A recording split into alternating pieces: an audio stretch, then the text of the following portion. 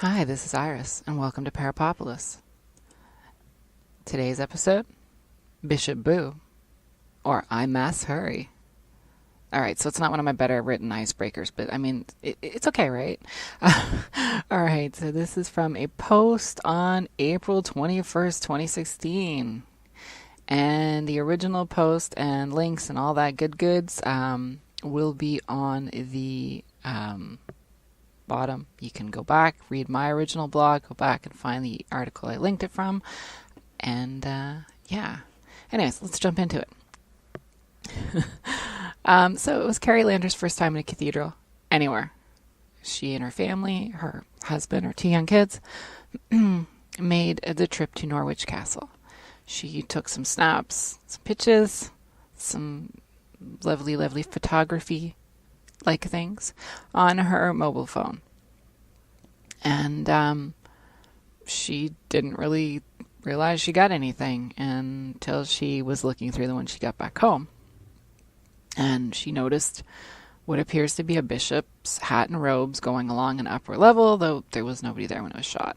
So she swears this is a genuine photograph, that this is not a, app where she, put in somebody and blurred them to make a ghost, or, that there wasn't anybody up there at the time. Now, some people are saying, okay, well, it's a trick of the light. Obviously, the first argument is photo manipulation of some sort. An app, it's something along that lines. The other option is, of course, that there was somebody there, and because of the movement and the speed of movement, they came out looking blurry. If we discount these, she says there was nobody there, she didn't use any app, she didn't, Photoshop anything in. I'm kind of stunned by this. I'm kind of surprised by this.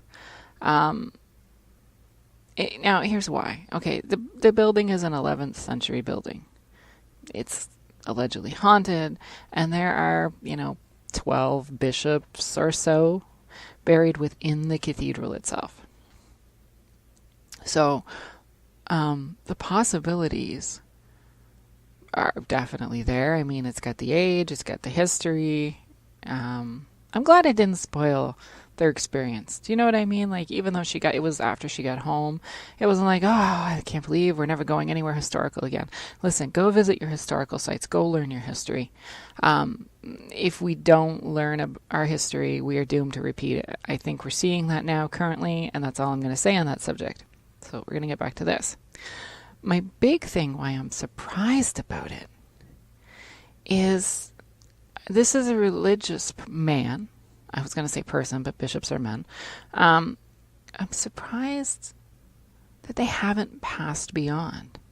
I mean, God and heaven, and if you do good. Now, we know back in the day, and even up till today, a lot of religious figures are not doing good. They didn't do good. Back in the day, they actually were some of the most wealthiest people around. And they were above basically every law because they were the messengers of God. So we know that corruption is a distinct possibility in here. It just is, sadly. So I'm a little surprised to see a religious person still there. Now, there is the question, is this a active haunting or is this a recorded haunting? The cathedral is obviously built out of stone. Stone takes on energy, has a memory. So is it just imprinted and being repeated? Maybe he doesn't know he's dead. Maybe he was naughty. I don't know. Maybe he's stuck around because he's just that into his job and he just wants to keep doing it. I'm not sure. Do you know what I mean? I'm not sure. I think for some religious people, maybe this is disturbing because this is supposedly a quite high up man of God who is still here doing his thing. I don't want to look at it that way. I want to look at it as it wasn't an app. It wasn't an accidental catch of somebody. It's not a reflection because of the lighting of stone in there, which is another possibility. You guys know me. I like to open my mind. I like to look at all the possibilities. I'm not saying everything is always paranormal or unexplained, but I'm saying, what is the problem with entertaining this and kind of opening your mind and playing the what if game here? I mean, what if this is a residual haunting? That's great. That means that this person had that much energy for their job that they imprinted it in the stone, and it's just like a video recording. They're just there because of that. What if this is active and this person was naughty? Okay, well, maybe they're stuck here because they got to make up for some shiznit they did. That's good. Make up for your shiznit. I mean, it doesn't take away the fact that you didn't do nice things in life. But you know what? You're doing your best to make up for it. I can respect that. Now, maybe this person just really likes their job. I know we've covered this. And, they just want to be there because that is their duty.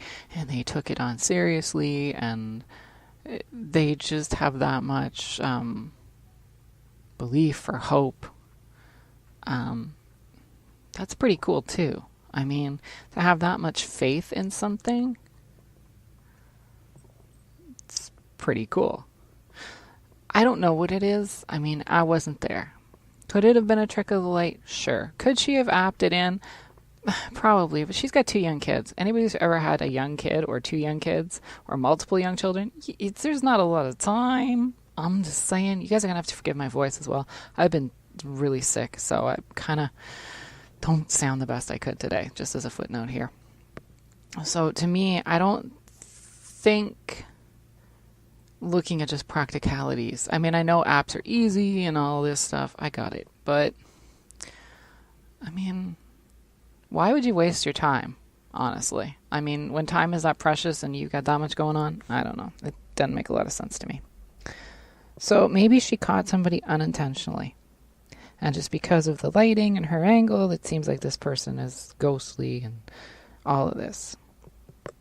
I mean, it's possible. I would have thought, even with young children making the tour, you would still have noticed that. I mean, considering this is your first time there, you're excited to be there, and I guess that argument could be made the opposite way as well, that you're just excited to be there and you're not really focusing and all that.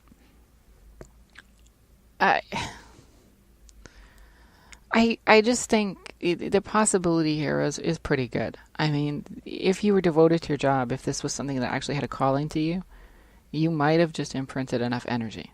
If this is something that meant that much to you, you might be sticking around to try to, continue to do your job because that's just the thing you're supposed to do.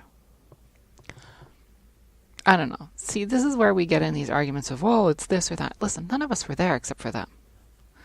Yeah, there are a lot of people out there who are looking to pull wool over our eyes and be like, oh, look, I'm going to do this and be the next multimillionaire because I got a picture of this. Dude, that's always going to exist. I mean, always going to exist.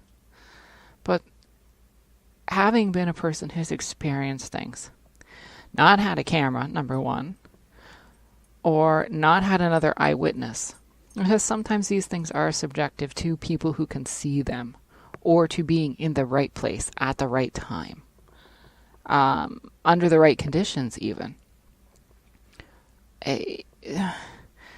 You can't ever know unless you were there. And even if you were there, maybe she was receptive enough to catch it. Maybe it knew, I don't know. Do you know what I mean? There's a lot of things we say we know. There's a lot of things we claim can and cannot be real. And listen, I've got a doozy of a podcast coming up for you guys. Not that far away. It's probably going to be a half hour, and I'm going to apologize in advance. But yeah, it's going to touch on some of that. About us believing we know everything. And I know a lot of my podcasts end with, we think we are the end all be all, and it does always come back to that, doesn't it? But I mean, back to this. Listen. Let's play the what if game. What if she went to a cathedral? What if she took a picture because she thought, wow, that's really pretty, the light's coming in there nicely, and she happened to catch something? What's wrong with that? If you're willing to stretch your mind to believe in imaginary gods in whatever form, in whatever number, whatever kind, I'm not going to be specific here. How hard is it to stretch your mind to believe that maybe a ghost is a real thing? I don't know, guys. But I do know this. Boo. We'll be back in a few. So if you guys are enjoying the podcast, I know this one is super short, but my voice is kind of and I don't want to, put that in your ear hole too much there. How about becoming a supporter on Patreon? You can do that for as little as $1 a month, and all of that goes towards costs. Because listen, we're coming up on a point where storage for the podcast is going to start needing to cost money. I don't want to delete the old podcasts. I want you guys to have access to those. I don't want it to be a must, be paying to get into the archives. I would like those to stay up, because I think it's important that we are open to unexplained and unusual and different. I think that's how we learn. I think those are the best experiences. So, if you are in a position to do that, you could go to patreon.com/Parapopulous. The link is all on the side. And you know what? If you're shopping on Amazon, you could use my affiliate links as well, which will cost you nothing. And there's a little kickback that I would get from Amazon. It's a small, tiny percentage, but that also goes towards helping the podcast and improving things tech-wise. And like I said, looking at the fact we're going to have to start paying for an archive in the next couple of months, that would really make a lot of difference. Anyways, thanks for tuning in. Thanks for opening your mind. Thanks for coming along on this inexplicable adventure. We'll see you in a few.